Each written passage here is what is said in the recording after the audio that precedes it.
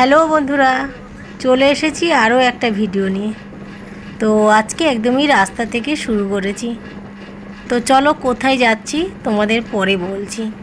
আর এই জায়গাটা আসলে না আমার ভিডিও করতে ভীষণ ভালো লাগে। ব্রিজ থেকে যখন উঠি তখন থেকেই আমি মোবাইলটা বের করছি। আর মোবাইলের আমার ব্যাগের মধ্যে এত জিনিস ছিল যে মোবাইলটা যে কোথায় ছিল ব্যাগের মধ্যে আমি খুঁজে পাচ্ছিলাম না। তো যাই হোক, ব্রিজটা একটু ক্রস করার পরেই আমি ব্রিজটা থেকে ভিডিও করেছি। কারণ কি, ওই যে নীল সাদা সাদা যে দাগগুলো রয়েছে না ব্রিজের মধ্যে, ওইটা ভিডিওর মধ্যে উঠলে আমার ভীষণ ভালো লাগে। তো ওই জায়গাটাই আমি ক্যামেরাটা অন করেছি। আর দেখো বাসের মধ্যে কতটা ভিড়, ভীষণ ভিড় ছিল আজকে বাসে। আর আমি যেখানে গিয়েছিলাম সেখান থেকে কিন্তু এখন ফিরছি। যাওয়ার সময় ওই ব্রিজটা আমি খালি ভিডিও করেছিলাম। তো যাই হোক, বাড়ি ফেরার মুখে আর আমাদের বাড়ির মানে কাছাকাছি এসে গেছি, মানে বাসটা যেখানে থামবে স্ট্যান্ডটার কাছাকাছি এসে গেছি।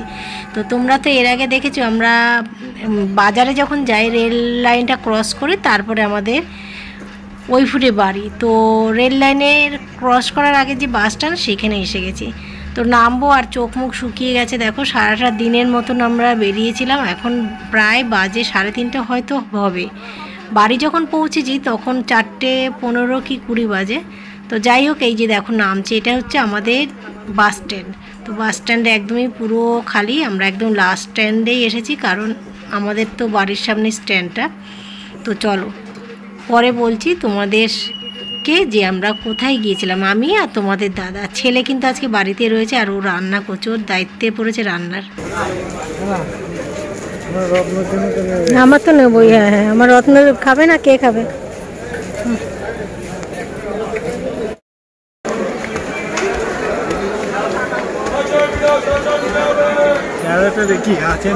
হ্যাঁ দেখো ওষুধটা পাও নাকি।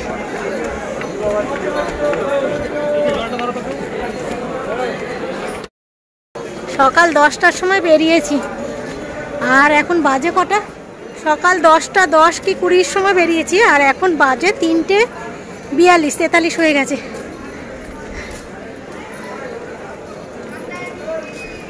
তো ডাক্তার দেখাতে গিয়েছিলাম ওই ভাটিকোর জন্য। তো ভাটিকোর ওষুধ খাচ্ছি, আবার সেই তাও হচ্ছে। যাই হোক, দেখা যাক। ডাক্তার ওষুধ দিয়েছেন, কতটা কমে জানি না। প্রাইভেটের ওষুধ খাচ্ছি, কমছে না, এখন হসপিটালে বাধ্য হয়ে গেলাম। রাস্তায় তোমাদের দাদা একটা পেয়ারা কিনে দিয়েছিল, 3টে কিনেছিল, 2টো রয়েছে আর একটা আমরা দুজন মিলে খেয়েছি। আর এই এখন এটা কিনলো, 2টো কিনলো, একটা ছেলের জন্য, মানে বললো তোমাদের দাদাদের রত্নর জন্য তো নেবে, তো রত্নর জন্য ব্যাগে ঢোকালাম। আর এই আমরা দুজনে এটা ছেলে রান্না করছে। 4 দিন নিরামিষ খেয়ে আজকে চিকেন রান্না করছে। তো চলো বাড়ি গিয়ে দেখা হচ্ছে। যাওয়ার সময় ক্যামেরা করিনি, ভাবতে পারিনি যে ভিডিও করব। তারপর দেখছি আসে এত ভিড়, একটা ছোট্ট শর্ট ভিডিও করব এই করে মোবাইলটা অন করলাম। এবার ব্লগের মতনই শুরু করে দিলাম। তো অভ্যাস হয়ে গেছে একটুখানি চওড়া করে ক্যামেরা ধরে ব্লগ করার, তো সেই চওড়া করেই এখন ধরলাম। তোমাদের দাদা সব দুজনেই ক্লান্ত।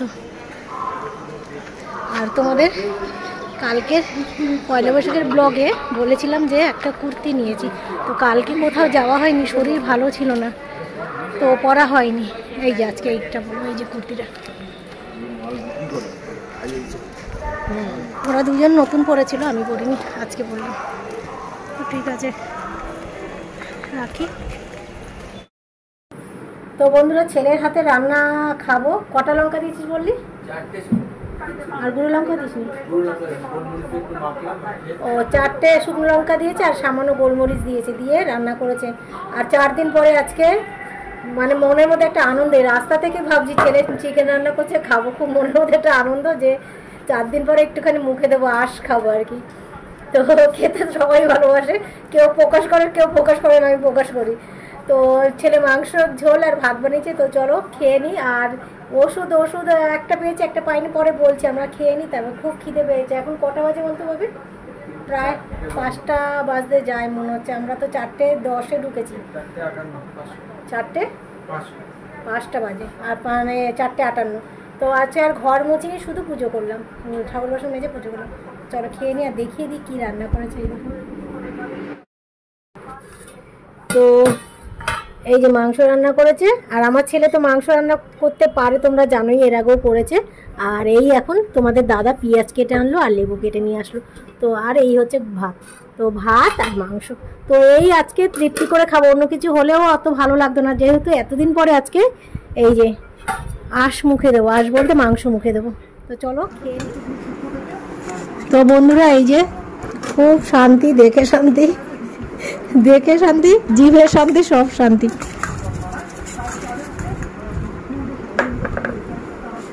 তোমাদের দাদা বলছে ঝাল হয়নি, তো যাই হোক ওই যে অল্প লঙ্কা দিয়েছে। তো চলো মেটে তোরা তুই নিয়ে নিসনি তো এই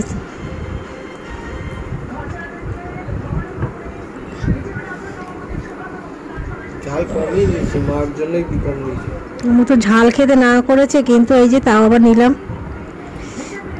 কাঁচা লঙ্কা। তো চলো বন্ধুরা খেয়ে নি, খেয়ে তারপরে আসছে। এই যে তোমাদের দাদা এখন খেয়ে যাবে দোকানে, জানো তো এই বেলায়। আর এই যে ছেলে বসেছে।